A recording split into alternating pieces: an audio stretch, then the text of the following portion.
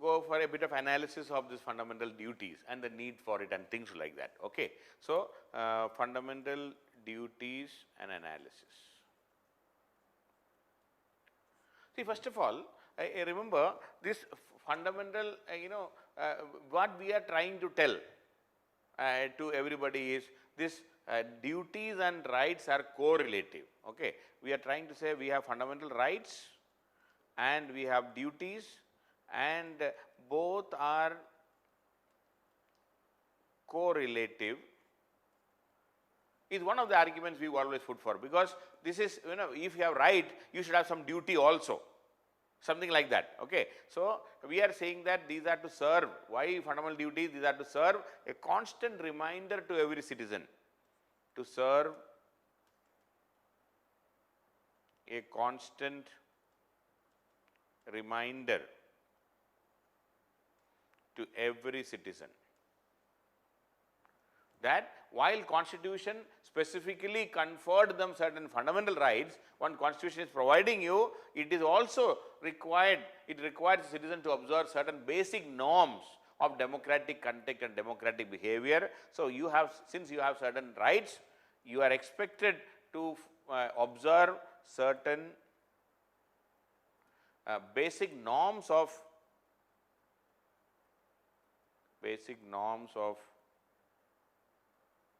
democratic conduct and democratic behavior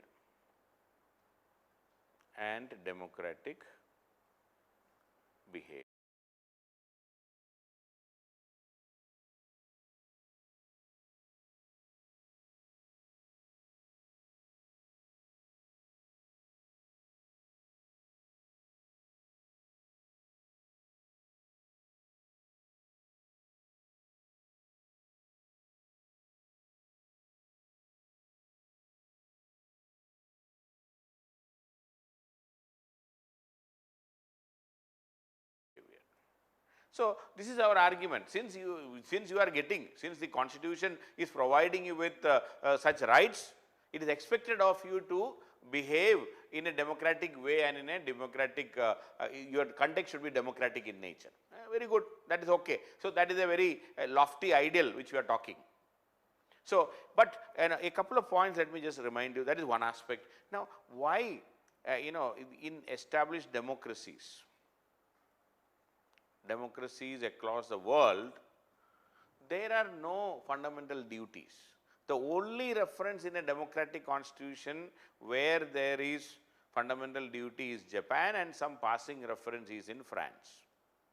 So, that is why if you are asked from where fundamental duties were incorporated, see, of course, first of all, please remember, fundamental duties were not there during the Nehruvian time. Nehru did not add fundamental duty, even though he was the greatest socialist India has ever seen. So, fundamental duties we added only in 1946. During that time, the only democratic constitution where some fundamental duties were mentioned are Japan. So, that is why I will always go for Japan as the source of fundamental duties. So, please do not confuse about this. Okay. So, that is one aspect. And then it is also, many people argue that in India, the Indians or the people of India lay emphasis only on rights. Many critics argue that people of India lay emphasis only on rights and not on duties.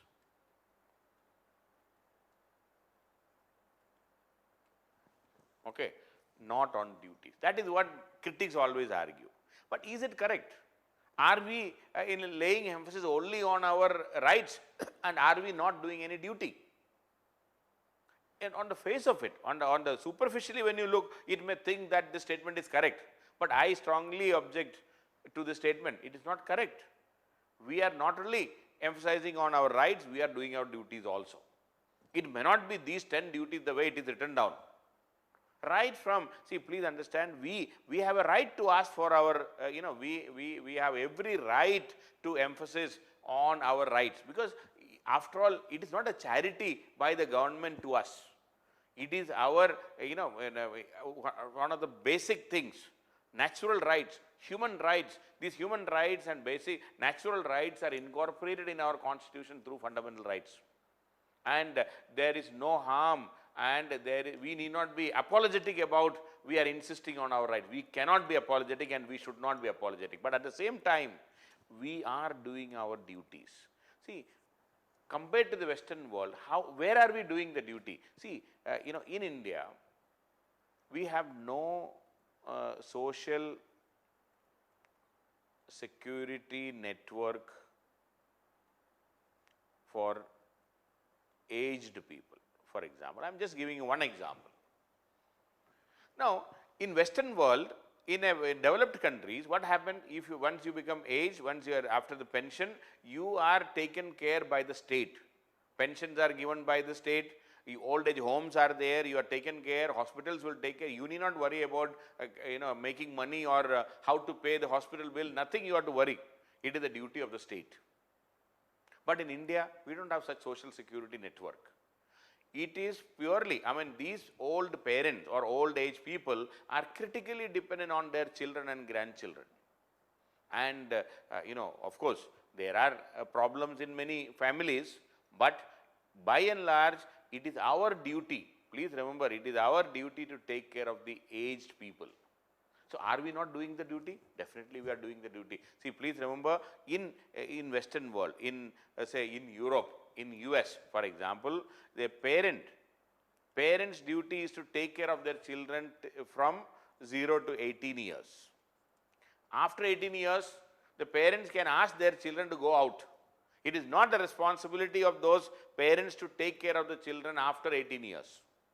So, some parents may even ask their children to find a job, find ways to live, because I have taken care of you till the age of 18. Now it's up to you to decide where to go and what to do. That is the American or the Western system.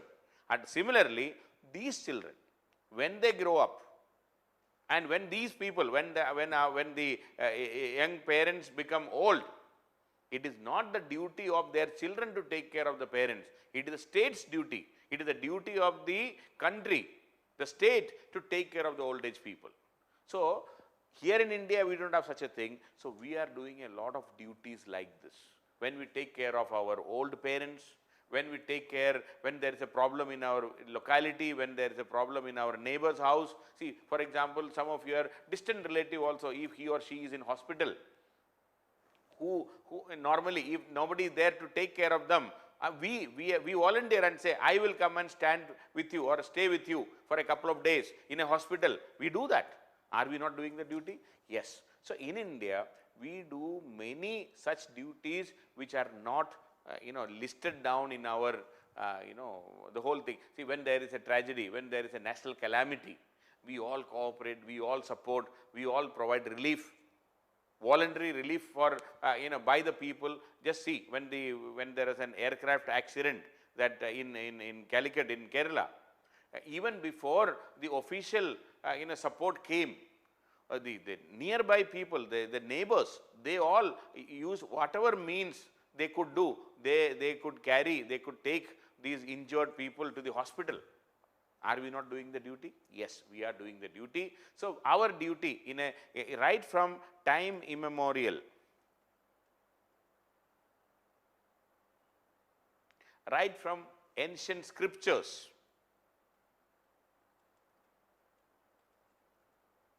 our culture has taught us about certain duties. Culture has taught and educated us about duties. You are, in a Sanskrit term called kartavya.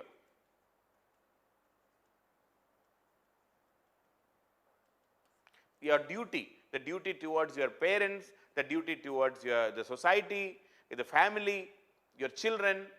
So, we are all grown up in that culture of, you are being told, and we were, that is a part of our culture, that, we have to do certain duties. Our kartavya, our duty. Kartavya means duty.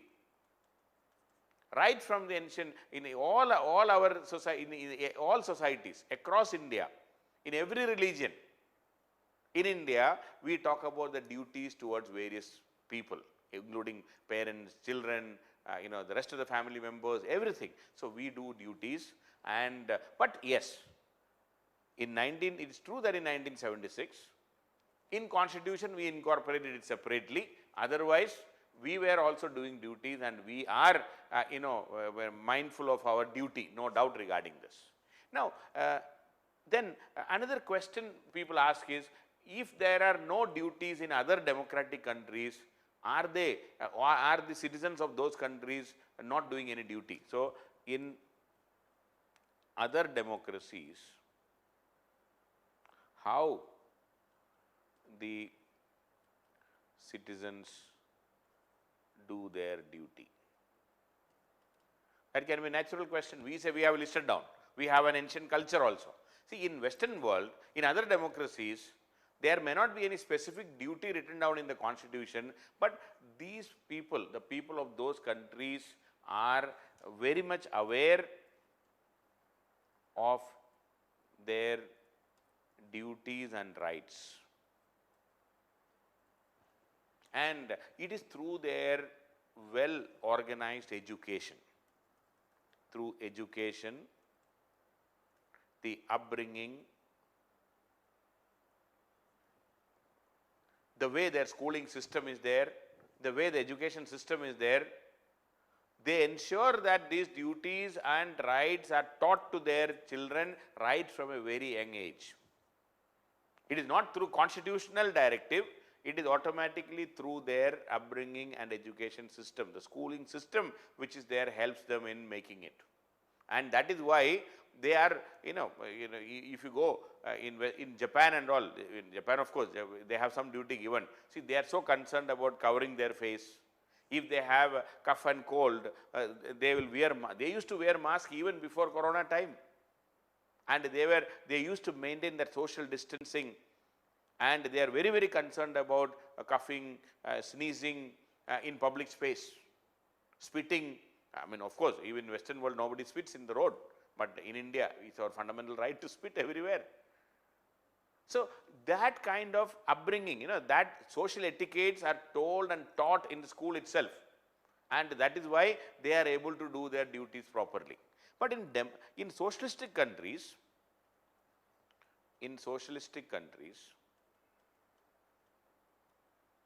there are duties. Nowadays, not many socialistic countries, in Russia, in East European countries, there used to be duties. But please remember, they are insisting on duties because in these countries there are right to work, right to food, then right to health. So when the state is providing you work, state is providing you food, state is providing you health, health facilities, hospital, the state can ask you to do duties. So socialistic countries ask for duties because these countries were insisting your right to work, food and health. In India, even today we don't have right to work, bare minimum food and all we just started. Even in our Corona time, when there is a massive lockdown, government is trying to project as if it's a charity to the people. Right to food, yes, right to food for 75% of the population in India, it is there. And right to health and all, bare minimum. So unless we provide right to work and right to food and right to health, we cannot implement. So why, the question you can say, why fundamental duties are not implemented in India? See, if fundamental duties are to be implemented, then there should be necessary education and awareness in the first place. One is education and awareness. And for that, we have to ensure that every child is in school. The entire population, all children should be in school. And they should have quality education. There should not be any dropouts. We are not able to ensure the children to be in, because first of all, we have to educate them. So first of all, we failed in providing education and awareness. Number two, we are not able to implement fundamental duties because we are not able to provide the necessary right to work, right to food and right to health to all citizens in an unconditional manner. If we are able to provide these three, we can ask the citizens to do some duty also. So in socialistic countries, they could insist and implement because they were providing education, work, food, health, etc. We failed. So that is why we are not in a position to. So these duty, the state, what I would like to say here is, the state has failed,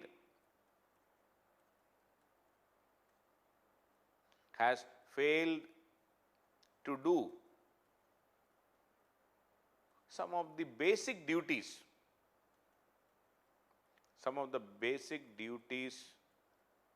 towards the citizens. That is why we are not able to implement or enforce fundamental duties. And that is why no punishment for, see, there is no punishment prescribed. No punishment prescribed for not doing the duty.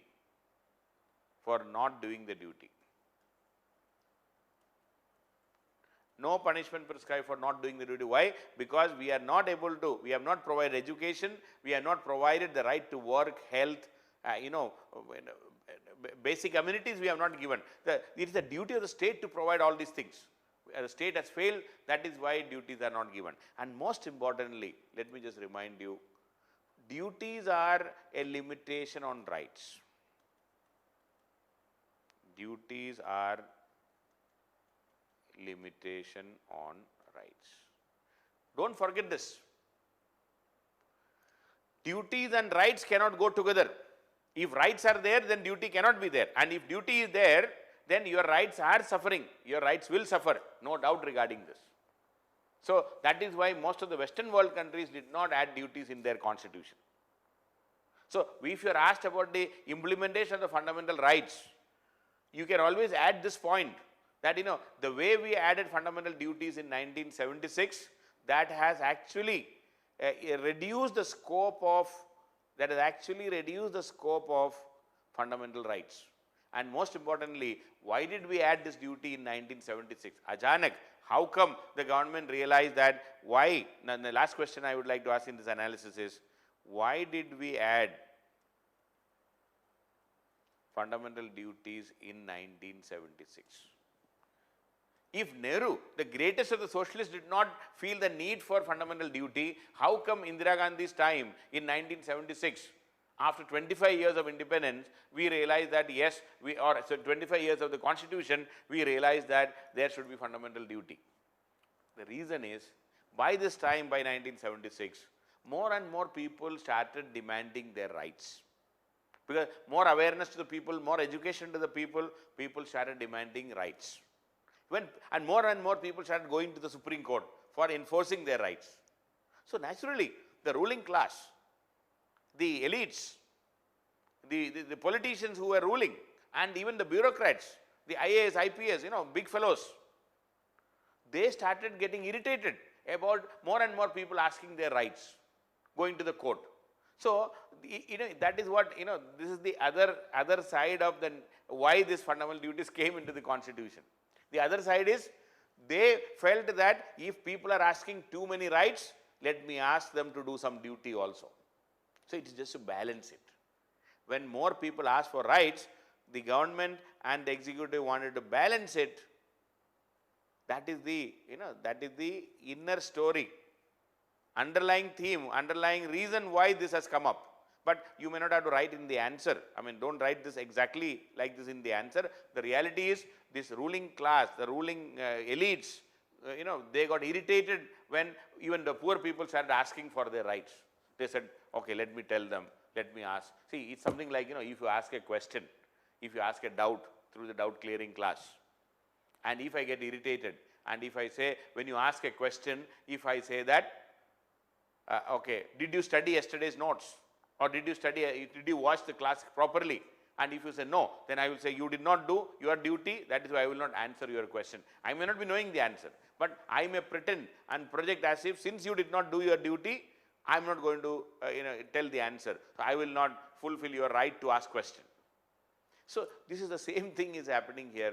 The state is a bit, this we can say it's a reaction by the state when more and more people started demanding rights. Otherwise, there is no compelling reason for adding fundamental duties in 1976 after more than 25 years of the functioning of the constitution. Anyway, but still, I mean, that is the side story which I said, but the reality, coming back, we will say there should be a sense of duty also.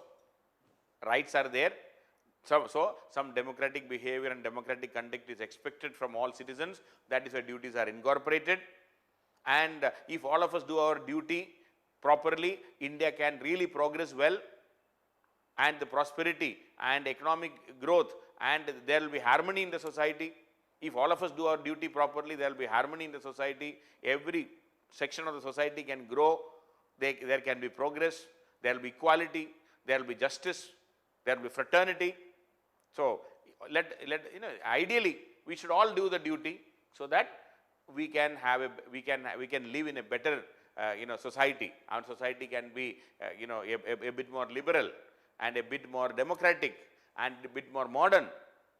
So that way we can always say fundamental duties are a must. But otherwise, duties are diametrically opposite to rights. Duty and rights cannot go hand in hand, cannot go together. That is the reality. Anyway, so please be aware of this. In an analysis, you can talk about all these things. Okay. So I have said many dimensions of fundamental duties. So that's all about fundamental duties and an analysis on fundamental duties. So, but please remember these duties, 11 duties carefully.